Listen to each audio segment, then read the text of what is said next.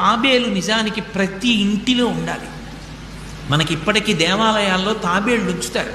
ప్రతి దేవాలయంలో తాబేలు ఉంటుంది. పూర్వం ప్రతి నూతిలో ఒక తాబేలు నుంచేవారు. ఎందుకు తాబేటిని ఉంచుతారో తెలుసా? తాబేటి యొక్క దర్శనము మంగళ దర్శనం. తాబేటి వంక చూస్తే మంగళం. అందుకే ఇంట్లో కనీసం తాబేలు బొమ్మ ఉంచుకుంటారు. ఉంచుకుని ఒకసారి ప్రయత్నపూర్వకంగా దాని వంక చూస్తారు.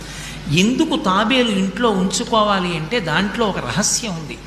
దీక్ష అని ఒక మాట. దీక్ష అన్న మాట దేనికి అన్వయం అవుతుంది అంటే యజ్ఞానికి అన్వయం అవుతుంది. యజ్ఞం చేసేటటువంటి వాడు దీక్ష స్వీకరిస్తాడు.